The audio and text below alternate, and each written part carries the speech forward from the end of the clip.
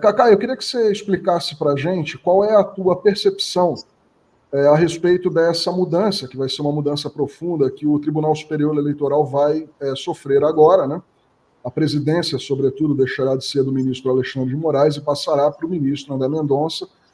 Dispensa dizer os predicados do André Mendonça sob o ponto de vista ideológico e como ele chegou ao Supremo Tribunal Federal, e assim, também não vou entrar nesse questionamento, era uma atribuição, uma prerrogativa do antigo presidente nomear quem ele bem entendesse, desde que o Senado aprovasse e cumprisse ali com aquilo que, né, com os requisitos mínimos que a Constituição estabelece.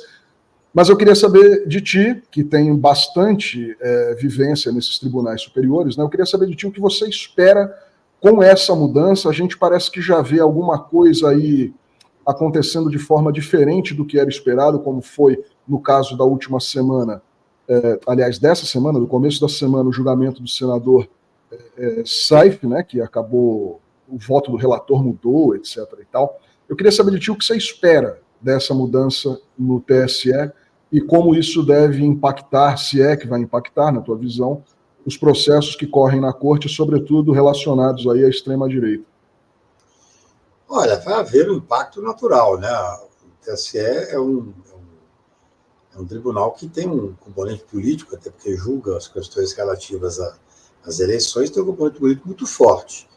Então, assim, nós temos que imaginar que o TSE, o Tribunal Superior Eleitoral, no momento mais difícil do Brasil recente, que foi no momento da tentativa de golpe, o TSE teve uma importância fundamental.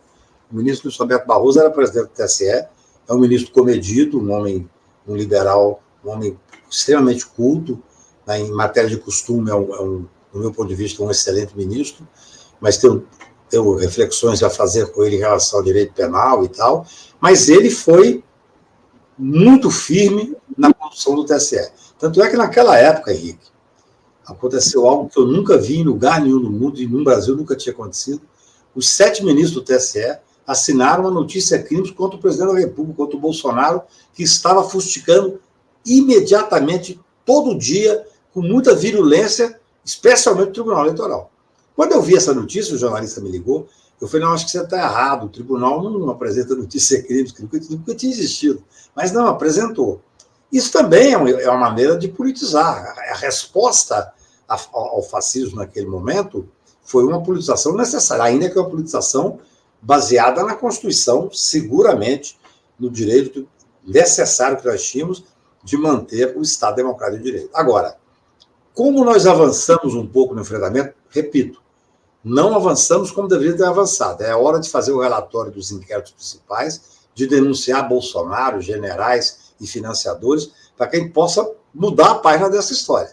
O que está acontecendo, na minha visão, Henrique e Miguel, é que enquanto demora, porque a investigação é demorada mesmo, o tempo do Poder Judiciário não é o tempo da imprensa, não é o tempo do cidadão comum que está acompanhando. Em 1 ano e 6 meses, nós temos quase 400 pessoas condenadas pelo Supremo, que é excepcional. Mas nós estamos na expectativa de ter processos contra esses líderes, e tem que ter. Agora, enquanto isso ocorre, claro que há um distensionamento, e é bom que tenha, que o país começa a ter certo, vai ser distendido ali e aqui algumas pressões grandes, e a regra do TSE é essa mudança de tempos em tempos. O Supremo Tribunal, você entra lá, é até 75 anos de idade. O TSE não, você tem um período X. Então, é natural que essa mudança ocorra. Felizmente, no meu ponto de vista, no momento mais grave, nós tivemos um TSE que fez manter os princípios constitucionais para manter a instituição firme da democracia. Agora, eu concordo com a sua análise, sem também entrar em maiores detalhes, vai haver uma forma de análise um pouco mais, eu diria, mais, não vou dizer que vai ser uma mais leve, não, mas nós já temos 2 ministros ali que já disseram no julgamento criminal no Supremo Tribunal que só condenou por dano, não condenou nos crimes principais contra o Estado Democrático de Direito. Então, essa vai ser uma tendência natural dentro do tribunal. Agora, eu penso que dentro até do que o Miguel perguntou há pouco, na pergunta anterior, que, no tocante à questão da preservação dos mandatos eletivos, é bom que isso se dê com muita parcimônia. Repito, independentemente se quem está sendo julgado é alguém que eu critique violentamente e sou completamente contrário. Mas vamos ganhar desse povo na política, salvo se tiver elementos muito significativos de abuso de poder econômico ou de corrupção e tal. O TSE tende a ser um tribunal que vai perder essa proeminência política. Por quê? Porque não é correto que tenha uma proeminência política tão grande. Teve no momento de resistência. Quando você está no extremismo de uma tentativa de golpe de Estado, quando você tem um bando de pessoas na rua pedindo o fim do Estado Democrático de Direito e pedindo a ditadura. Quer dizer, o que eles falavam? Eu tenho o direito de liberdade de expressão para pedir a ditadura. Se a ditadura vier, vai acabar a liberdade de expressão. É uma contradição enorme. Então, eu concordo com a sua análise, quase diria preocupação até, mas eu penso que é importante que o TSE vai continuar tendo debates muito interessantes, porque é composto de 6, lá nós somos 7 ministros, 2 que vêm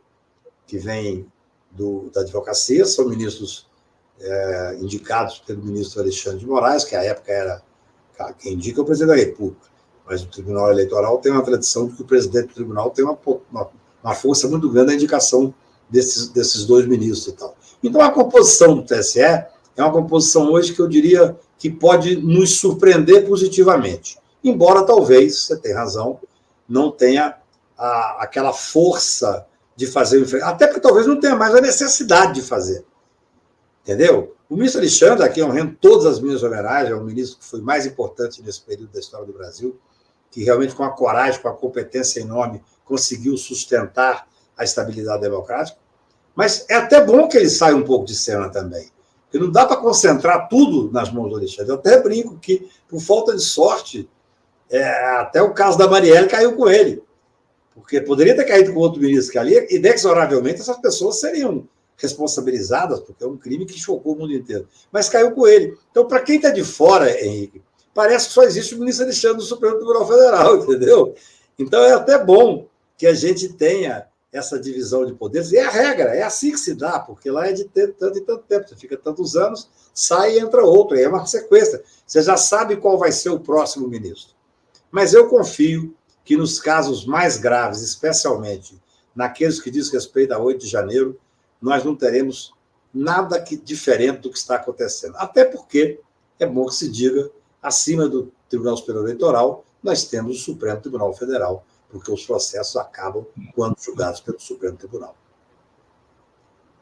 Muito bem. Cacá, eu agradeço a sua participação, né?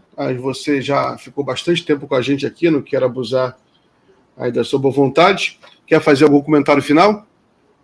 Não, eu quero dizer que é muito interessante notar, porque eu, nos últimos tempos, tenho levado a preocupação para grupos que faço parte da necessidade que nós discutimos, que já é hora do Supremo, do Poder Judiciário, parar de ter tanto protagonismo. Claro, tem que continuar tendo, porque nós vivemos ainda em momentos...